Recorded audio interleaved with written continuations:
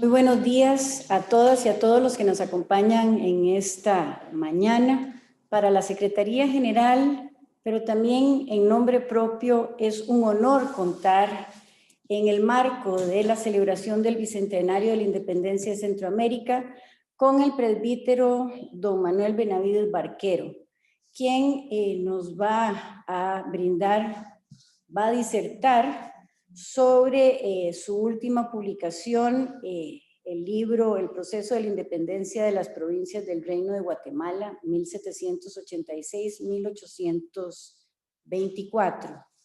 Don Manuel es un investigador independiente y sacerdote de la Arquidiócesis de San José. Es licenciado en Historia por la Universidad de Costa Rica. Además, ha fungido como investigador del Centro de Investigaciones Históricas de América Central de la Universidad de Costa Rica en el programa Las Sociedades Centroamericanas entre el Mundo Colonial y la Modernidad. Fue reconocido con el premio Cleto González Víquez, otorgado por la Academia de Geografía e Historia de Costa Rica en el año 2010, pero también obtuvo el premio Florencio del Castillo en el año 2011, que otorga la organización privada Fundapax por su obra El presbítero Florencio del Castillo, diputado por Costa Rica en las Cortes de Cádiz. Creo que con esta investigación, que ha generado además una gran curiosidad por la obra y un gran entusiasmo, tal es el caso que don Manuel ha estado estos últimos tiempos, estos últimos días, dando entrevistas sobre el Bicentenario de la Independencia Centroamericana, no solamente en Costa Rica, sino en la región y en España, porque ha generado no solamente una gran curiosidad su investigación, sino que el peso que tiene por ser una investigación novedosa, original, la cual ha sido gestada por más de 5 años en investigaciones que ha hecho el autor in situ, no solamente en los archivos de las Cortes en España, sino también en muchos de los países centroamericanos. Don Manuel, es un honor tenerlo hoy compartiendo esta importante investigación con todas las personas que nos escuchan esta mañana. Bienvenido a la Secretaría General, bienvenido a la Flaxo, don Manuel. Buenos días a todos y muchas gracias, doña Josep, por la presentación, además por la invitación de parte de la Secretaría General de Flaxo para un tema tan importante siempre, pero en estos días mucho más por el reciente bicentenario de nuestras independencias. Les agradezco a todos el interés por esta obra. Vamos a tratar algunos de los temas que ahí expongo porque es un libro muy grande de 563 páginas y imposible tratarlo todo, pero espero que aprovechemos lo poco que les pueda compartir en este rato que estamos por acá.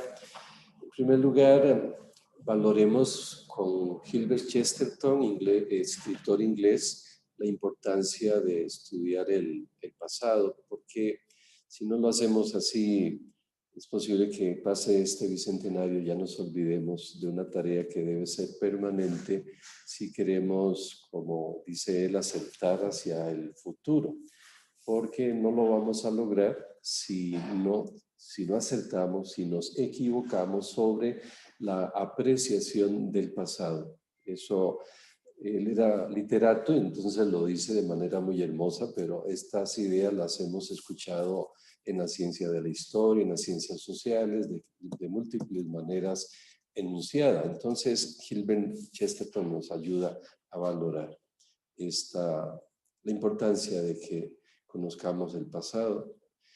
La conferencia parte del título del libro, El proceso de independencia de las provincias del Reino de Guatemala, pero vamos a enfatizar sobre algo que la historia patria no nos dijo y que nos asombra porque muchas veces el análisis de esta hecho de la independencia se hizo partiendo del 15 de septiembre de 1821.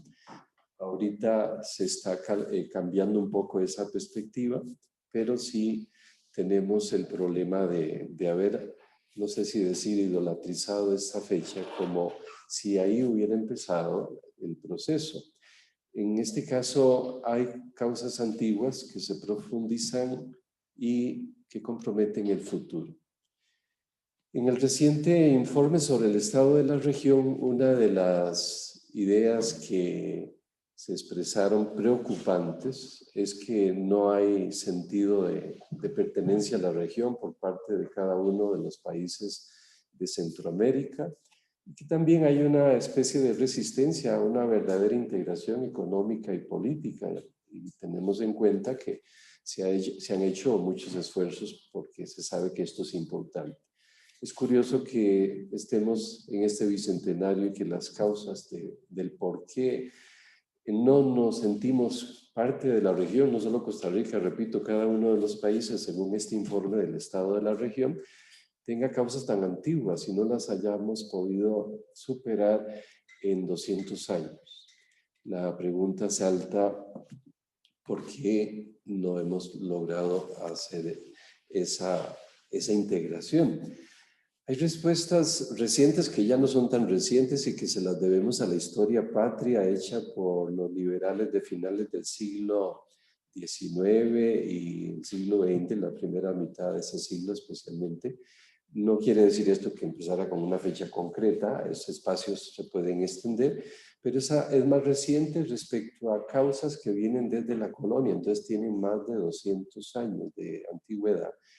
Porque en el caso de la respuesta reciente, esa historia fue muy manipulada y falseada en muchos puntos, en otros hay parte de verdad, para un plan de gobierno liberal que también tenía sus cosas respecto a la cuestión económica y que produce hasta hoy día, como todos lo sabemos, injusticias, desigualdades, etc.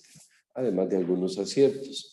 Esa respuesta no la vamos a meditar acá, la respuesta antigua sí, y es el tema de esta conferencia, lo que hay antes de la independencia, y para aprovechar y comprender bien qué fue lo que pasó hace 200 años, debemos verla como proceso, es decir, renunciamos a verla como una fecha, porque no nos ayuda. De hecho, ha sido una de las fallas de la historia patria y de otras corrientes históricas, el empezar incluso en 1821, aunque no partan del 15 de septiembre, aunque partan de septiembre, de enero de ese año, no se encuentra la respuesta correcta, no se entiende. Se debe entender como proceso. Valga esta anotación para mencionar, porque la mayoría, por lo menos en Costa Rica, han estado al tanto de la discusión sobre una fecha X. Esa discusión realmente no es seria si no se ve como proceso la independencia. Enfatizar en la fecha lo aniquila, nos vamos a quedar en una celebración patriótica, sentimental, pero se terminará este año sin el deber que tenemos como proceso pasado, presente y futuro, como dice Chesterton al inicio. ¿Por qué ese reino de Guatemala, que empezaba en Chiapas y terminaba en Costa Rica, que era una unidad del gobierno de la corona española, estaban unidos supuestamente, es un bloque? ¿Por qué ese reino acabó así, de esta manera, dividido? Vamos a la siguiente filmina, por favor.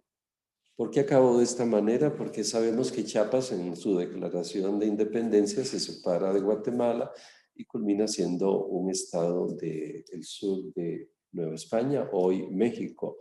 Porque Costa Rica también hacia el sur, tendía hacia el sur desde antes y no se unió a nadie. Costa Rica se independizó de Nicaragua, se independizó de Guatemala, se independizó de España hace 200 años. Fue osada en esto y nunca juró el imperio mexicano, curiosamente. No hablemos ya de ese triángulo de las Bermudas que forma Guatemala, El Salvador y Honduras, que es curiosísimo. Esos también se separaron, Honduras en 1820, Nicaragua en 1813 y luego en 1820, como vamos a explicar más adelante, se separaron. todo el mundo estaba esperando la oportunidad para separarse, pero eso no es 1821, las raíces son antiguas.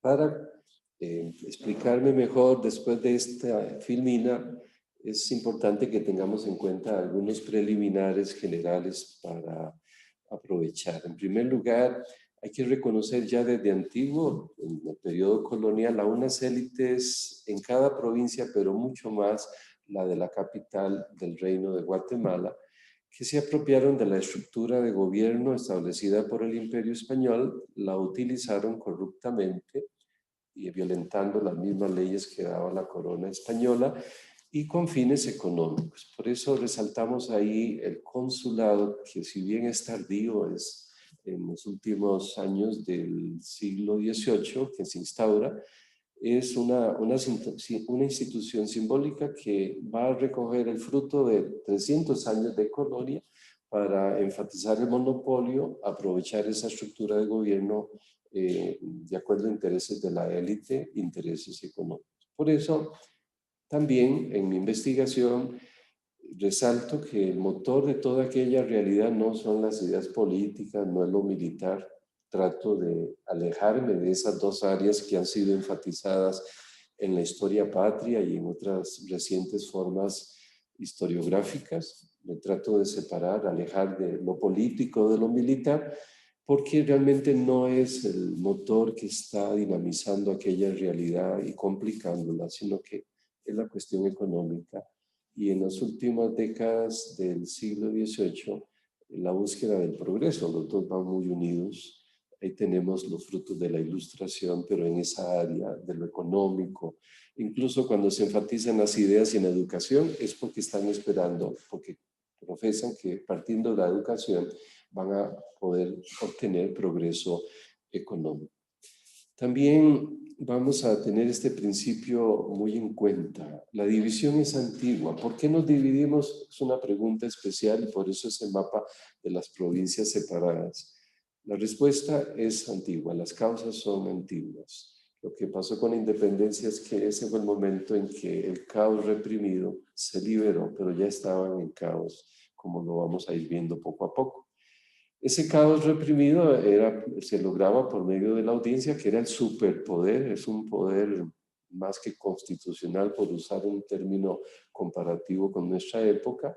Ella abarcaba todos los campos de la sociedad, no solo el judicial, y el brazo para lograr reprimir ya en la práctica ese caos era el aparato militar. La siguiente filmina. Ese caos reprimido, esa situación corrupta, ese manipular la estructura, en las últimas décadas antes de la independencia tiene varios canales por los que corre y el primero de ellos es el de las intendencias fundadas en 1786 en el Reino de Guatemala por parte de los Reyes Borbones y mi estudio empieza precisamente en ese año, las causas son antiguas. Tenemos que resumir el tema, pero las intendencias le dieron fisonomías más claras a cada provincia que conformaba el Reino de Guatemala para ir creando una conciencia en cada una de ellas de cuáles eran sus recursos, cuál era su situación y también su lucha por el progreso va a enfatizarse, pero va también a enfatizarse el obstáculo que representaba Guatemala para eso. Entonces se enfatizan las diferencias, surgen nuevas formas de reclamos que evidencian que las intendencias van a alimentar, casi que a veces con violencia y resentimientos muy fuertes, esa división. Por hablar de dos ejemplos, en el libro van a encontrar muchos, de Chiapas hasta Costa Rica. Honduras en 1804, ante el monopolio guatemalteco, ante quien habían perdido la administración de los puertos de Omoa y Trujillo, que son de Honduras, y la intromisión de los comerciantes monopolistas en las minas de plata en Tegucigalpa. En Honduras en 1804, su gobernador intendente, recogiendo el pensamiento de todos los de la provincia, presenta un proyecto para liberar a Honduras y recuperar, por ejemplo, la jurisdicción de los puertos de Omoa y Trujillo. La forma en que se justifica un proyecto es interesantísima porque aparecen expresiones muy fuertes contra Guatemala, casi que denuncias. Lo mismo tenemos en Nicaragua en 1804, aquí en la zona de Granada, Rivas, que tienen el famoso proyecto del canal, ese medio de comunicación tan deseado que marcó la historia de Centroamérica y de Nicaragua. Ese canal está siendo propuesto en una de las tantas ocasiones como intendencia ya en 1804 y otra vez en el documento que se forma para justificarlo ante la corona española hay expresiones muy fuertes de estos nicaragüenses contra Guatemala, tratándolos como esclavizantes y haciendo de Nicaragua feudatarios. El término es muy interesante. Vean que es 1804. Entonces, lo que pasó con la independencia, lo que ahí explota es muy antiguo, es lo que realmente explica lo que hace 200 años se dio. Tal vez no son las ideas de la Ilustración, no es la Revolución Francesa ni la independencia de las colonias del norte, que sería tema para otra conferencia. No es ese el motor, aunque alguien podría decir que las ideas estas circularon, no abarcaron a toda la población. Y me encontré en la investigación que muchos la utilizan como mampara, de manera que cambian de bando por conveniencias económicas, pero usando el mismo discurso de acuerdo a los pensadores franceses o ingleses, pero no es que realmente creyeran en esta propuesta de manera firme. Otro canal por el que corrió esa realidad y ese fortalecimiento de la división la constituyen las Cortes de Cádiz y luego las Cortes del Trienio Liberal Español, del que vamos a ir comentando algunas consecuencias del por qué estos congresos colaboraron para que esta división casi que violenta aumentara. Por favor, la siguiente filmina. Profundizando en las divisiones lo podemos ver de dos maneras. Una de las provincias que conformaban el reino hacia Guatemala, y casi que debería decir hacia la capital de Guatemala. Pero también aprovechamos como fruto de la investigación algo muy novedoso que la historia patria no nos había dicho, de una división que hay a lo interno de la capital de Guatemala, que es muy interesante. A partir de acá, bueno, vamos a apurarnos un poquito en la exposición por razones de tiempo, pero luego espero que con las preguntas podamos profundizar el tema y si queda alguna duda, pues también aclarar. Entonces son dos perspectivas. La división vista desde las provincias hacia el centro de Guatemala y también esa división a lo interno de la élite capitalina. Y quiero enfatizar lo siguiente, antes de 1821 o antes del 15 de septiembre de 1821, porque es asombroso cómo ya todo estaba.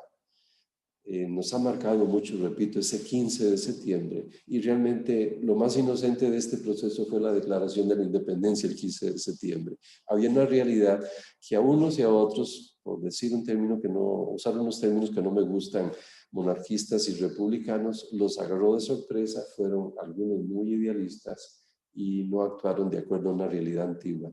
A ellos les pasó y a nosotros nos ha pasado durante 200 años por no conocer bien ese pasado. Pasamos a la siguiente propuesta. En cuanto a las provincias hacia el centro, en primer lugar, los proyectos de las Cortes de Cádiz ayudaron mucho a enfatizar esa división porque las Cortes de Cádiz, además de que son en la línea liberal democrática, abrieron las puertas a las provincias, a los pueblos, para que presentaran proyectos para buscar su progreso a través del diputado de cada uno, con una época de libertad grandiosa porque podían hacerlo de manera directa, no tenían que ir a Guatemala, ni a la audiencia, ni al capitán general, cada provincia lo hacía por su cuenta. Los fundamentos para justificar estos proyectos fueron geniales para poner sobre la mesa a la luz del día lo que ya existía. Y en ellos encontramos denuncias sobre el obstáculo a su progreso que significa Guatemala, pero es asombroso la forma libre y tan directa que lo hacían, porque antes si lo hacían, la audiencia de Guatemala no solo era un colador, digámoslo así, para que el proyecto presentado no llegara ante el rey, sino que se perdía el expediente, le ponían peros, pero además habían reprimendas hacia la provincia por haber hablado con términos un poquito fuertes hacia la capital de Guatemala. Entonces, las Cortes de Cádiz es un grito de libertad, pueden hacer denuncias incluso, pero tenemos el siguiente problema con las Cortes de Cádiz. Abre ese espacio para que se profundice esa división, pero a la vez, conforme van discutiendo la Constitución, van a poner también obstáculos. Es genial la Constitución, las Cortes de Cádiz fueron geniales, pero hay una lucha de poder al interno. Entonces, se logró mucho, pero a la vez no lograron comprender América, y ahí es donde está el punto que aprovechan las élites para tratar de seguir como antes. En todo caso, por ejemplo, las diputaciones provinciales, que son un organismo genial, un brazo del Ejecutivo, no son legislativas, no son judiciales, son ejecutivas. Este brazo era muy importante. Todo el mundo deseaba una diputación. ¿Cuál fue el fallo de Cádiz y por qué produjo división? Enfatizó la división, el caos, porque nunca les quisieron dar una diputación a cada provincia. A pesar de los discursos de los diputados, no de la región porque no apoyaron, pero sí de algunos de México y del padre Florencio Castillo, ellos sabían que era una institución genial para liberarlos de Guatemala en el campo ejecutivo, que era el que se iba a ocupar de la búsqueda del progreso. Pero al no darle una a cada provincia, entonces sirvió más bien para enfatizar las divisiones antiguas. La Diputación Provincial en una medida devolvió el poder a los centros de poder, porque al inicio de las Cortes podían hablar libremente, en derechura, como decían en la época, el diputado podía presentar en las sesiones y a los organismos de la corona, de la regencia, podía presentar el proyecto, luchar. Ahora no. Con las diputaciones provinciales, el proyecto debe ser enviado a la diputación por medio del jefe político. La diputación discute si lo aprueba o no lo aprueba y lo tiene que enviar a España a través del jefe político. Entonces se convirtió en un coladero porque los centros de poder, una diputación en Guatemala y otra en León, Nicaragua, dominaron las diputaciones. Entonces lograron canalizar y mediatizar esta nueva institución de acuerdo a lo que siempre estaban haciendo desde la colonia, y esto devolvió, repito, en cierta medida el poder a los centros del poder. Por esa razón tenemos muchas citas, no los voy a cansar con eso, nada más muestro esta de Morejón, el diputado de Honduras, en media sesión, cuando vio rechazados los proyectos que había propuesto por los intereses de Guatemala sobre las minas de Tegucigalpa, se enojó mucho y dijo, pues un discurso muy fuerte, y una de las ideas queda clara acá para que entendamos cómo la Diputación Provincial vino a profundizar esas divisiones. La idea central es que la Diputación estaba en la capital de Guatemala, las Cortes decidieron que se le consultara a la Diputación y el diputado un poco sarcásticamente dice, si está en la capital ya sabemos qué va a decir la Diputación Provincial. Es decir, no va a estar de acuerdo con los proyectos que presentó a favor de Honduras. Pasamos a la siguiente filmina. Por otro lado, eso fue en España, en las sesiones, pero ¿qué pasó acá? Porque la Diputación Provincial de Guatemala y de la de León, Nicaragua, empezaron en 1813, duraron hasta 1814, cuando regresa Fernando VII y clausura las Cortes. En 1820 se vuelven a instaurar y tenemos varias citas, muchas, donde se prueba de que esa primera experiencia en las diputaciones provinciales de 1813 a 1814 sirvió para que las demás provincias se dieran cuenta que no iban a lograr nada en Guatemala ni en León, Nicaragua. En el caso de León, Costa Rica; en el caso de Guatemala, el resto de provincias, Chiapas, El Salvador y Honduras. Ellos se dieron cuenta que no iban a lograr nada y lo manifiestan en 1820 cuando Honduras funda su propia diputación sin permiso de nadie para separarse de Guatemala. Se independizó en 1820 de Guatemala, en 1821. XXI.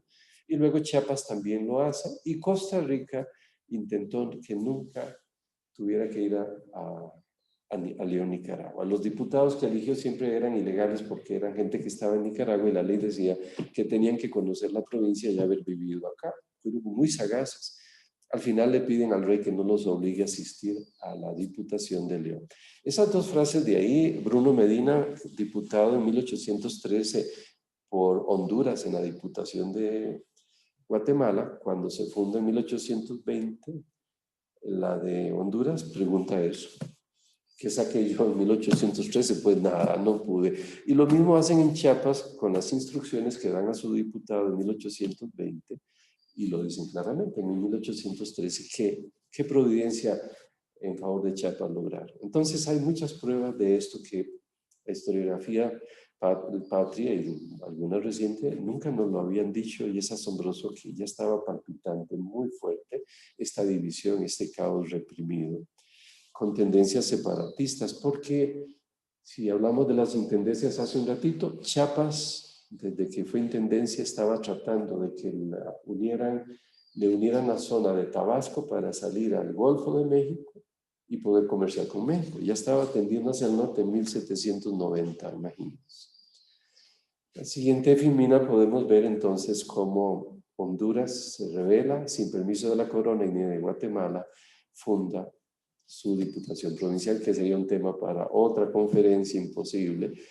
Chiapas funda la suya en agosto de 1821 porque le llega por medio de Honduras, no por la capital guatemalteca, que retrasaba las comunicaciones, le llega la noticia de que las Cortes del Trienio Liberal habían aprobado una diputación para cada intendencia. Vean que lo hacen en agosto, pocos días antes de empezar el proceso en Comitán de la Independencia. Por cierto, hay que reconocer en este bicentenario que la cuestión empezó en Chiapas. Otra vez, el 15 de septiembre nos ha dominado tanto. Y luego no fue un centro de poder, es una periferia, Comitán, ni siquiera fue Ciudad Real, la capital colonial, hoy llamada San Cristóbal de las Casas, sino una periferia la que lo hace. Creo que es justo recalcarlo en favor de las periferias y de los pueblos que no son centros de poder. Nicaragua ya era diputación provincial, pero con la diputación casi que está separada de Guatemala, pero Guatemala trata de seguir con el antiguo método. Y vean la frase que usa en 1821, en agosto, en un reclamo muy fuerte que le hace a Guatemala, porque se están metiendo con Costa Rica sin pedirle permiso a la Diputación Provincial de León. Nosotros estábamos bajo la jurisdicción de la Diputación Provincial de León. Y vean la palabra que uso, la Capitanía General, que animada de la mandomanía, la palabra es asombrosa, el reclamo es muy fuerte antes del 15 de septiembre. Y ahí debo hacer una nota, el Acta de Independencia de León, Nicaragua, ha sido manipulada por la historia patria y por algunos historiadores hoy día para decir que León fue monarquista y todo, y no conocen ese trasfondo, que es el que explica por qué Nicaragua hace el acta de los nublados del día y no se va de una declaración de independencia total porque tiene miedo a Guatemala. En 1811, 12, los oprimieron y ya estaba dando señas de que quería seguir con su mandomanía. Entonces, curiosamente, el primer artículo del Acta de Independencia de Nicaragua es: nos independizamos de Guatemala, no de España, de Guatemala. Hay más temor al enemigo cercano que al que está muy lejos mediando un océano. Y Costa Rica, como dije hace un ratito, pedía a la corona que no tuviera que asistir a la de Nicaragua si no le daban a ella una diputación provincial. Todo esto manifiesta muy bien entonces esa división de las provincias hacia la capital del reino de Guatemala. La otra división es la al interno de la élite de la capital guatemalteca. Debo decir que algunas regiones periféricas de Guatemala, como Quetzaltenango, participaban de los mismos sentimientos y las mismas causas, con ganas de separarse de la capital guatemalteca, al punto que Quetzaltenango acabó siendo por una época el sexto estado de la Federación Centroamericana. Es muy importante ver estas divisiones al interno de la ciudad de Guatemala para enfatizar todo esto que voy a decir es antes del 15 de septiembre. No nos debe extrañar entonces que después del 15 nos dividiéramos tanto y nos destruyéramos más que cuando estábamos bajo la corona española. En este caso son causas antiguas, como he mencionado. Las Cortes de Cádiz empiezan a empujar con más fuerza que las intendencias esta división. En esta primera época tenemos que la Diputación Provincial, estas instituciones provocan mucha división, incluso en la capital. Por ejemplo, está el primer dictador de Centroamérica que se llamó el Capitán General José de Bustamante, y todas las instituciones que estuvieron ahí se vieron afectadas por él.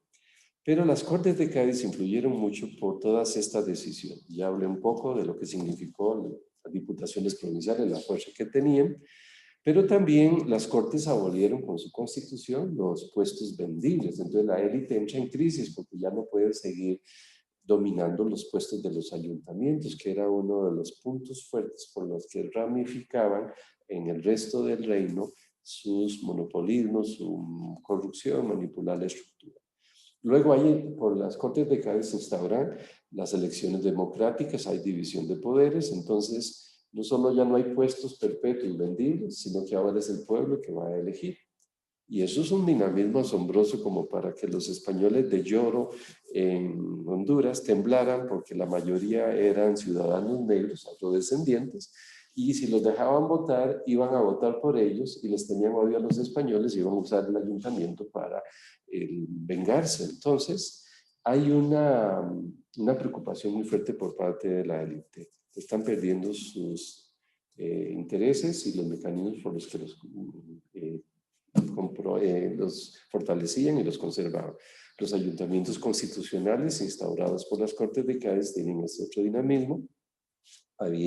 Hubo ya desde ahí división de poderes, que tampoco esto se ha dicho mucho, de que nos independizamos en una época donde hay una monarquía moderada constitucionalmente. He escuchado conferencias en estos días que el historiador no dice esto y está manipulando el pasado porque es casi ya un sistema republicano, nada más que tienen un rey. Pero hay división de poderes, hay constitución, hay códigos, se están reformando muchas leyes. Casi que es republicano, pero para el discurso antiguo que divide entre liberales, conservadores, monarquistas y republicanos, les sirve muy bien esconder ese pasado. Si estamos equivocados sobre el pasado, dijo Chesterton, vamos a estar de seguro que nos equivocamos hacia el futuro. El trienio liberal, estas cortes de 1820 a 1823, que también no se nos ha dicho que tuvimos nuestros diputados ahí, y que es el contexto en el que se da nuestra independencia, y este trienio liberal restaura la Constitución de 1812, las leyes de 1812, pero además sigue legislando. Y la élite guatemalteca se sigue viendo, pero muy, muy afectada. De esa manera vemos acá como, por ejemplo, algo que iba a producir mucha violencia antes del 15 de septiembre, la abolición de la orden belemita. No solo es una orden que se dedica a los enfermos y a los pobres, sino que es una orden religiosa que nació en Guatemala, la única que en Centroamérica es de origen local. Ahora pues, está de moda hablar del fundador, el hermano Pedro de Betancourt. Llegó el decreto y es tan preocupante que la Diputación Provincial lo esconde. No lo da a conocer porque sabe que va a producir un problema. Y dice, lo dejamos para después de Semana Santa, para darlo a conocer. Hay disminución de poderes de la audiencia, que era el organismo que usaban todos para seguir manipulando y dominando al resto, porque como hay división de poderes, a la audiencia se le dijo, usted se dedica solo a administrar justicia en el poder judicial. Se le quitaron los demás poderes en el campo económico, político, nombramiento de funcionarios, etcétera, etcétera. Entonces se vio muy, muy debilitada.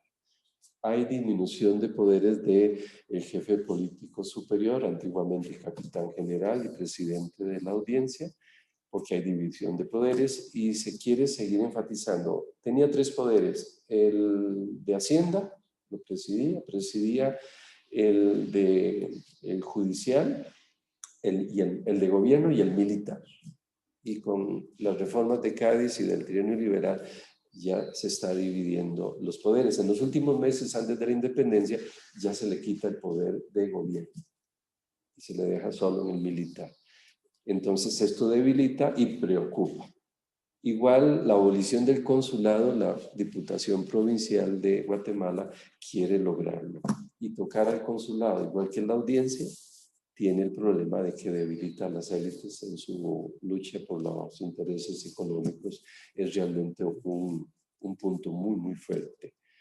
La abolición de los tributos, decretada por las Cortes, también es un problema que debilita, porque era una de las grandes bases para sostener al gobierno, pero las élites locales agarraban los dineros del rey y los usaban en créditos. A veces el dinero no llegaba a España, se perdía o se atrasaba su envío. Ellos también como élite tiemblan porque se está quitando una de las grandes entradas para su actividad comercial, provocando algo interesantísimo. Los indígenas se dieron cuenta de que había sido decretada la abolición de los tributos. Y vamos a ver ahora cómo están presentes en la capital de Guatemala en grandes números reclamando sus derechos antes del 15 de septiembre de 1821. Otro punto, pero fuertísimo, es la sustitución de los subdelegados de intendencia por jueces de letras. ¿Quiénes eran los subdelegados? En 1786 fundaron las intendencias. El intendente no podía estar en todo lado, entonces tenía ayudantes que se llaman subdelegados. Se supone que se acabaron los alcaldes mayores y corregidores. En Guatemala se siguió usando el término, pero realmente son subdelegados. Solo que como la élite corrompe el sistema de las intendencias, acaban haciendo exactamente la misma función de alcaldes y mayores y de corregidores. Es decir, siguió igual. Aunque la intención del rey era importantísima, la echaron abajo. Estos subdelegados, por las Cortes de Cádiz y de la Trienio Liberal, fueron sustituidos por los jueces de letras, reducidos al campo judicial, y se pidió que se fueran sustituyendo a los subdelegados y nombrando abogados. Es decir, cuando se dice juez de letras es porque ha estudiado letras. Antes lo podía administrar alguien que no sabía nada de leyes, algún subdelegado, muchos de ellos no fueron abogados. Entonces se les quita un poder central a nivel judicial, que era un medio para poder explotar con amenazas al resto de la población o abusar en los juicios, pero también recordando que ayuntamientos y alcaldes mayores, corregidores, sus delegados, era la estructura montada por la élite de Guatemala para dominar todo el reino. Nombraban a sus propios familiares, tanto naturales como familiares políticos, y lograban abarcar todo el reino. Esto los hizo temblar también, porque ahora tienen que concursar como abogados, y curiosamente el grupo de abogados viene de otro sustrato social. No, los de la élite, algunos estudiaron leyes, pero no era lo común, porque tenían que administrar la economía de sus negocios. En cambio, hay gente que viene de otras capas sociales inferiores, que de su recurso para ascender era estudiar leyes. Esta reforma les quedó como anillo al dedo, y cuando la Diputación Provincial de Guatemala intenta aplicarla, están muy felices y reclaman porque nombraron a alguien que no es abogado y no pertenece al colegio de abogados. Ellos vieron también que había aquí una gran posibilidad de trabajo y entran en la lucha de poder antes y después de la independencia. Vean qué interesante cómo el trienio liberal empuja la independencia y pone a temblar a la élite, porque estaban aboliendo el fuero militar y el fuero eclesiástico. Dos sectores vitales. Ni se diga el militar, que desde las Cortes de Cádiz se ve en problemas porque fundaron las milicias cívicas. Y después de que vino Fernando VII, aquí no se quitaron, siguieron y quisieron tener uniforme, bandera, y se peleaban con los militares profesionales. Entonces ahí hay una fuente de conflicto que hay que estudiar y que es para otra conferencia. Pero temblaron porque quitarles el fuero militar. La corrupción se transmitía de esta manera. Los curas, los militares y los comerciantes tenían fuero, porque el consulado logró un fuero especial. ¿Qué hacían? Se aprovechaban, cometían sus delitos y alargaban los juicios porque tenían un fuero especial que los juzgaba a su favor, y cuando no lograban triunfar se atenían al otro fuero. Cruzaban. Bueno, yo soy de los civiles, o yo soy eclesiástico, o yo soy comerciante, me voy con el fuero del consulado, y si no me sirve, me voy con el fuero militar. Era genial cómo manejaban todo para salvarse y seguir abusando sin dar cuenta. Todo esto lo cambió las Cortes de Cádiz y el trienio liberal. Luego está algo vital, bueno, lo que ahí ven apuntado también, pero me interesaba mucho enfatizar sobre la abolición de las aduanas, que junto con los subdelegados y los fueros tienen una discusión en la ciudad de Guatemala por lo siguiente: están divididos en dos bloques. La Diputación Provincial tiene que aplicar la ley, lo está intentando, pero a diferencia de 1812, donde el enemigo era José de Bustamante y el ayuntamiento se unió a la Diputación Provincial para luchar contra José de Bustamante, en 1820 cambia el escenario. Ahora son todas las instituciones de gobierno contra la Diputación Provincial, curiosamente. Aquí hay algo que decir. Dicen que se debió a la Revolución Francesa, a las nuevas ideas. No, esta gente era muy lista. No son por las ideas. Las usan, claro está. Hay discursos, me lo pueden probar, es cierto. Pero usan todos los mecanismos y se cambian de acá para allá de acuerdo a las situaciones de conveniencia. Aquí hay una prueba. 1812, todos unidos contra el capitán general, porque fue nuestro primer dictador. Una vez eliminado el enemigo, 1820, todas las instituciones contra la Diputación Provincial, porque es la que tiene que aplicar la ley, las nuevas leyes. Entonces hay un enemigo nuevo y se juntan contra ella. Y me interesa mucho tener eso en cuenta para ver cómo hay una situación que pasa por encima del 15 de septiembre y no se distingue nada. Nada cambió la declaración de la independencia, nada más que se liberó el caos. Eso sí, fue el único cambio. Y que nos explica por qué la división, por qué ni el experimento federal tuvo éxito. Estaba ya marcado de muerte desde el siglo XVIII, el proceso federalista. Me interesa terminar esta filmina con otro dato vital. A la pura víspera del 15 de septiembre, la abolición de las aduanas internas. ¿Qué es esto? Había monopolios, ¿verdad?, parte de la corona, aprovechados por la élite local. Las Cortes del trienio liberal abolieron las aduanas internas. Solo dejan la de los puertos, que es como la barrera frente a las potencias europeas para poderles cobrar el impuesto de los productos extranjeros que entran.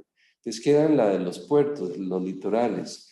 Pero antes, para entender la fuerza de esta decisión, antes de la independencia, antes de esta ley, habían aduanas dentro de los territorios, entre pueblo y pueblo, entre ciudad y ciudad.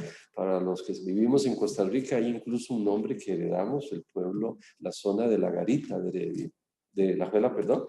La Garita recibe su nombre porque La Garita es el puesto aduanero interno en el que quien pasa tiene que pagar lo que se estipula por el ayuntamiento o por la Diputación Provincial en este tiempo ya de las Cortes.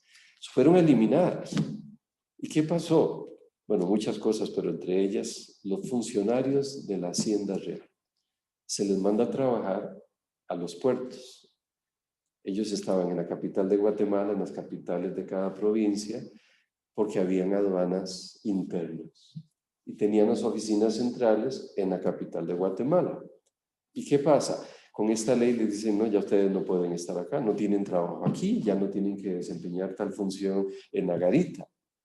Ahora tienen que ir a los puertos. Era pasar de la comodidad placenteramente de la capital de Guatemala con obras de teatro, con músicas, con pachangas y con estableciendo alianzas corruptas e intereses económicos con peninsulares y con españoles criollos de la élite. Era centro de funciones tremendo para poder lograr puestos, porque el que vivía en Comayagua sabía que alguien en la capital se le iba a adelantar cuando concursaba por un puesto, por ejemplo.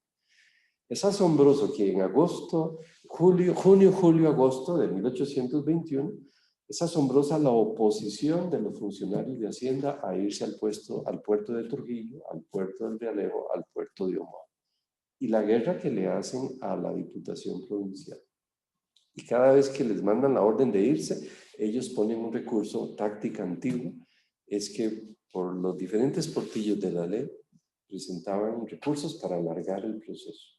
Y lo estaban logrando hasta que un día la Diputación dice, no, se van, no les admitimos más juicios y si no obedecen por medio del capitán jefe superior, político superior, los vamos a despedir de sus puestos y van a ser ocupados por otros. Esto, fuero militar, eliminación de aduanas, jueces de letras y otras cosas que están en el libro, dinamizaron a esa ciudad de manera violenta. Y para colmos, habían 3 bloques, y siempre se habla de 2, pero habían 3 o 4 bloques en pugna por las elecciones del ayuntamiento, por las elecciones a diputado, por las elecciones a los miembros de la diputación provincial. Tenemos todo esto entre 1820 y 1821. No es el 15 de septiembre, no está ahí la respuesta, ni a los discursos que nos han hecho explicando eso. Para ir concluyendo, repasando un poquito, tenemos este conjunto de focos de división que ya produjeron un caos reprimido por la audiencia y la fuerza militar. Viene desde antiguo, nos hemos hoy basado en las intendencias para darle un seguimiento más próximo a la declaración de la independencia, pero tenemos entonces provincias recelosas con ganas de su progreso interno. Conste que al interno de cada provincia hay una élite que quiere hacer exactamente lo que hace la élite de la capital de Guatemala, pero quieren lo suyo, quieren separarse, por eso la lucha por las diputaciones provinciales. Los grupos subalternos están alterados. Tenemos a los indígenas, especialmente en la capital de Guatemala, que por la abolición del tributo y por su no aplicación, vienen a reclamar que se aplique. La capital está llena de grupos de indígenas de largas distancias y esto se nota en todos los sentidos, pero hay una expresión de el jefe político superior Gainza, ya cuando está la independencia y está la famosa Junta Provisional Gubernativa, que en las sesiones de esa junta les dice, por favor, saquen todos los asuntos de los indígenas, ya resuélvanlos, porque hay demasiados y es peligroso, hay demasiados, para que se devuelvan a sus pueblos, resuelvan lo que están consultando, porque se está tornando una situación peligrosa. Es decir, hay una participación indígena que está dinamizando el proceso de la independencia. También tenemos una presencia afrodescendiente que a veces no se ha detectado muy bien, pero por ejemplo estaban presentes los esclavos del ingenio de San Jerónimo en Verapaz, que era de los dominicos, reclamando su justicia porque los negros cánidos que fungían como capataces los maltrataban físicamente. Vienen a reclamar, a hacer su juicio y los agarran a la declaración de la independencia en la capital y presionan también, se unen a ese alboroto, digámoslo así con esa palabra, hasta incluso cuando se devuelven a Verapaz van proclamando que son libres y entendieron mal la independencia porque la independencia no abolió la esclavitud. Entonces tienen que corregir porque la noticia va encendiendo a los pueblos en el trayecto de la capital hacia Verapaz. Tienen problemas. Pero eso viene por causas antiguas. Tenemos la división de los líderes a lo interno de la capital y en cada provincia los líderes de Tegucigalpa divididos respecto a los de Comayagua, San Vicente, San Miguel contra San Salvador, Granada y sus alrededores contra León. Eso estaba desde antes, es pleito, división de líderes. Hay choques entre instituciones por las reformas del trienio liberal y de las Cortes de Cádiz, como para que vayamos concluyendo que la independencia fue aceptada por miedo y por conveniencia. Cuando nos la han glorificado, pero no nos han dicho realmente qué pasó ahí. No pretendo con esto pues devolver la historia y menos pensar que no es un hecho importante, sí, pero si no entendemos, si nos equivocamos sobre el pasado, vamos a equivocarnos sobre el futuro. Es aceptada por miedo, porque las provincias se están separando de Guatemala, el mercado que habían montado a nivel regional se les va a desbaratar, hay muchos grupos subalternos, también están las mujeres que no hay muchas fuentes, pero me encontré 30 mujeres votando en 1821 y a unas esposas de un barrio diciéndole al que iba haciendo el censo de los votos, si por México o no, los esposos salieron corriendo porque estaba tan violenta la ciudad que si votaban sí se les venía un bloque en contra. Si votaban no, el otro bloque también los atacaba. Entonces, el recurso de la época es ausentarse o declararse enfermo. Entonces, se fueron para sus haciendas, quedaron las esposas, y el que va censando dice, las esposas me decían que los apuntara en la lista de México, pero yo no lo hice porque quería escucharlo de ellos directamente. Entonces, vemos a la mujer ahí en una actividad muy fuerte que de vez en cuando salta en los documentos, pero que fue más abundante que los pocos documentos que tenemos. Esa es la realidad de esa capital. La independencia es aceptada por la élite por miedo y por conveniencia, porque se les están disparatando los mecanismos por los cuales ellos conservaban sus intereses. Es por conveniencia. Vean que incluso en el Acta de Guatemala, que no es la primera, está primero la de los pueblos de Chiapas, están primero las actas de los pueblos del norte de los Altos. En Jacaltenango y Huehuetenango se independizaron antes de que les llegaran los documentos de Guatemala. Ellos, en el acta del 15 de septiembre, hay un artículo que dice, la declaramos por miedo a que al pueblo la declarara por su cuenta. Es por miedo que la declaran y por conveniencia. Esto nos ayuda a explicar de manera muy rápida por qué antes del 15 de septiembre la élite de Guatemala quiso una independencia pacífica, el plan de los Aycinena. Ha sido un poco elogiado ahora la intención de un plan pacífico. No es por nobleza, no es por patriotismo, es por miedo. Porque se hace una revuelta y las primeras casas que son atacadas son la de la élite que tiene plata. Eso lo habían probado ya muchas veces en El Salvador, Honduras y Nicaragua. Es por miedo y por conveniencia, a ver si pueden seguir cultivando lo que siempre habían hecho. Hay nuevos actores y nuevos peligros. Gabino Gainza se los dijo a la Junta Gobernativa Provisional de Guatemala, en enero de 1822 se los dijo, mejor obedezcan a los ayuntamientos, únanse a México, porque ellos están unidos a nosotros por subordinación. La palabra es interesantísima y responde a 3 siglos de colonia. No por culpa del rey, sino por alguien que estaba más cerca. Tampoco voy a defender al rey de España, pero fueron más culpables los que están cercanos.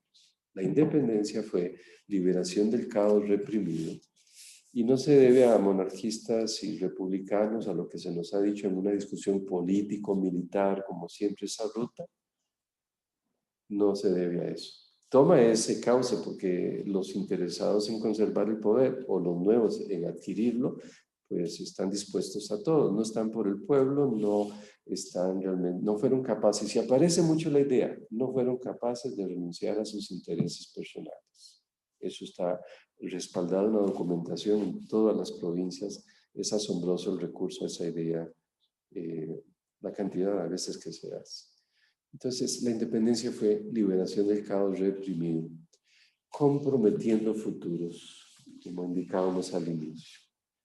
Profundizando divisiones, vaya si las profundizaron en este proceso, y comprometieron el futuro, de manera que, como ya mencioné, el experimento federal fracasó y lo que dije al inicio, el informe del estado de la región dejó claro que todavía no tenemos conciencia de región, de integración, no somos cada país aparte, y en lo político, en lo económico, que especialmente en lo segundo, bueno, todo hay que sanearlo, sirva este bicentenario para dimensionar nuestro futuro y planearlo de otra manera, realmente, ojalá Dios quiera. Pero cada siglo, el siglo XIX, las dictaduras, las guerras civiles que ha sufrido la región, Costa Rica le ha ido un poquito mejor, pero también ha tenido lo suyo, se deben a este pasado que se tergiversó y a ese cambio independentista que continuó con ese caos liberado, fundamentando una historia un poco complicada. Entonces creo que hasta nuestro presente, 200 años después, hay que repasar ese pasado y ver cómo vamos creando una mejor visión de él, del presente y del futuro para lograr una integración centroamericana. Terminamos con este mapa evocando al reino de Guatemala que estuvo a la fuerza unido antes del 15 de septiembre y que acabó en el siguiente mapa divididos se vislumbran la siguiente mina como terminamos siendo. Les agradezco mucho nuevamente la invitación, la atención prestada y ojalá haya sido de provecho para celebrar el bicentenario con mayor conciencia. En el libro hay una cantidad de temas y de materia que es imposible hoy tomarlo en cuenta, pero quise darle un sentido a la conferencia de principio a fin que nos describiera una de las columnas vertebrales que nos explica este proceso como algo que profundizó las divisiones y antiguas y comprometió nuestro futuro. A ver si rectificamos un poquito. Muchas gracias. Muchísimas gracias, don Manuel. Mirando, escuchándolo y habiendo leído no con la profundidad que corresponde leerlo por la cantidad de información que tiene y con el compromiso de, como dicen, de analizarlo más a profundidad. Yo quiero felicitarlo porque con su investigación, que ya decíamos que era novedosa y original, usted marca un derrotero, pero además hace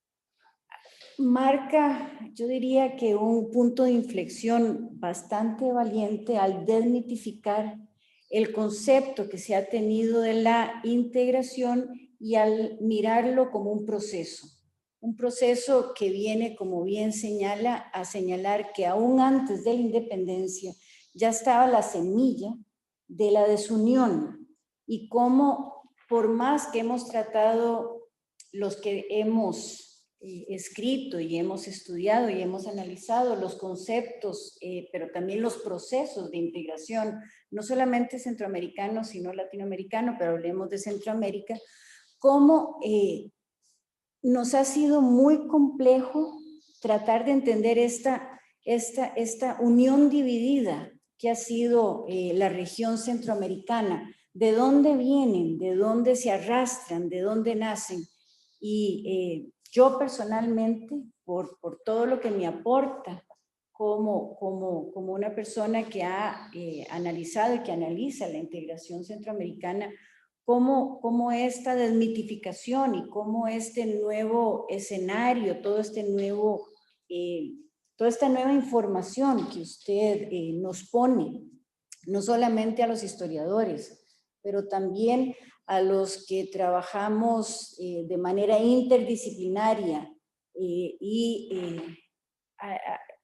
a nivel de la integración, cómo se nos abre una gran cantidad de escenarios y de vetas muy ricas de análisis para poder entender por qué la centroamericanidad, ese concepto de centroamericanidad, no termina de cuajarse, no termina de forjarse. O sea, y también nos da una base sólida para entendernos y sobre este nuevo entendimiento tratar de construir y enmendar errores que se vienen arrastrando desde hace 200 años. Así que en eso, don Manuel, muchísimas gracias y abrimos el foro a preguntas. La primera pregunta es recordar cómo pueden acceder al libro. Eso me alegra, pero me complica la vida, pero hay que asumir el asunto porque uno tiene que ser responsable de la criatura, ¿no? Por ahora yo salgo como autor editor y eso significa que tengo que colocarlo yo. Entonces hay un Facebook que se llama Libros Benavides, por ahí pueden contactarme, o hay un WhatsApp 70 74 05 14, ahí también pueden localizarme para información general sobre cómo adquirirlo, cómo adquirir el libro. Entonces, Facebook, Libros Benavides y WhatsApp 7074 0514. De igual manera, don Manuel, si a bien tiene usted, la Secretaría General también podría ofrecerle la posibilidad de que deje aquí algunos libros y nosotros responderíamos no solamente a la venta y luego hacerle llegar a usted los dineros correspondientes. Perfecto, eso lo agradecería mucho porque yo soy historiador y no vendedor. Algo he tenido que aprender con estos métodos modernos, pero no es fácil para el que no estudió eso, pero yo agradecería mucho. Eso no lo hacemos muy a menudo, pero creemos que el aporte de esta edición es muy importante, así que la Secretaría también le ofrece la posibilidad de que ponga aquí su libro o de que vengan aquí a comprar su libro. Perfecto. Sí, muchas gracias. Otra consulta es, usted presenta los mapas de Centroamérica aquí. ¿Las fronteras fueron siempre tan claras en el proceso de independencia? El recurso visual es accidental en una medida, ¿verdad? Eso quede claro desde ahora. No quiero provocar más divisiones fronterizas en el presente, ya las hubo bastantes, pero es un recurso visual para explicarme. Sin embargo, es interesante porque a veces se ha explotado que después del 15 de septiembre uno de los focos de disgusto, para no ir realmente a las causas reales, fue la cuestión de problemas de territorios fronterizos que no estaban definidos. Bueno, geográficamente estaban definidos en gran medida por ya desde antes, pero las intendencias los definieron aún más, porque las ordenanzas de intendencia obligaban al intendente, con la ayuda de los organismos de gobierno de cada intendencia, a recorrer la geografía, a tomar datos de acuerdo a la preocupación de los Borbones de hacer adelantar a España. Tenía que hacer reportes de fauna, flora, recursos naturales, todo esto para conectarlos a un proceso económico, para descubrir incluso no solo un producto que sacara a España de la pobreza, bueno, de la crisis económica, sino también la medicina, por ejemplo. Es interesante cómo en la Gaceta de Guatemala aparece una cura para picadura de culebra, otro para las llagas de los pies, etcétera. Entonces la intendencia del intendente va a ser un foco que define todavía más, porque tenían que levantar mapas de acuerdo a la cartografía de aquella época, que si bien no son exactos como hoy con la precisión que tenemos, pero eran muy hermosos a nivel de colores y de la perspectiva. Era genial eso. Ya quisiera que hoy día se hicieran otra vez esos mapas. Entonces ya estaban bien definidas la geografía, la división política, pero aquí hay algo que hay que aclarar. Esa élite guatemalteca, interesantemente, agarró ciertas zonas que desde antiguo habían explotado porque eran focos fundamentales para la cuestión económica, y dejaron la famosa división antigua, como por ejemplo el caso de Sonsonate, El Salvador, que la siguieron nombrando Alcaldía Mayor. Pero es que interesante el simbolismo, porque cuando Guatemala tenía interés económico porque había ahí un producto, en Sonsonate hay un puerto, aduana, y curiosamente Tegucigalpa también se llama Alcaldía Mayor de Tegucigalpa. ¿Por qué? Hay minas. ¿Por qué Nicoya no se llamó Alcaldía Mayor como lo nombran hasta hoy día, sino que era una subdelegación? Después de esos pueblos, salvando lo interno de Guatemala, y Sonsonate, Tegucigalpa, yo creo no me encontré más, todo lo demás se llaman subdelegaciones. En Chiapas, en Costa Rica, Nicaragua, El Salvador, en Honduras, salvando Tegucigalpa, se llaman subdelegaciones. ¿Por qué Sonsonate y Tegucigalpa siguen llamándose Alcaldía Mayor? Porque siguen siendo dominadas por razones económicas, intereses económicos, por Guatemala. Entonces, si después de la independencia hay un roce entre Guatemala y El Salvador, porque El Salvador tiene que advertirle, mire, Sonsonate es de nosotros. Sin embargo, hasta los mismos de ahí siempre estuvieron mirando hacia Guatemala. El delegado electoral de Sonsonate tenía que ir a votar a esta zona del Pacífico guatemalteco, Escuintla, y se me va ahorita el otro nombre. El de Sonsonate no tenía que ir a votar a Santa Ana, que era lo que le quedaba más cerca como partido electoral, sino que iba a Escuintla.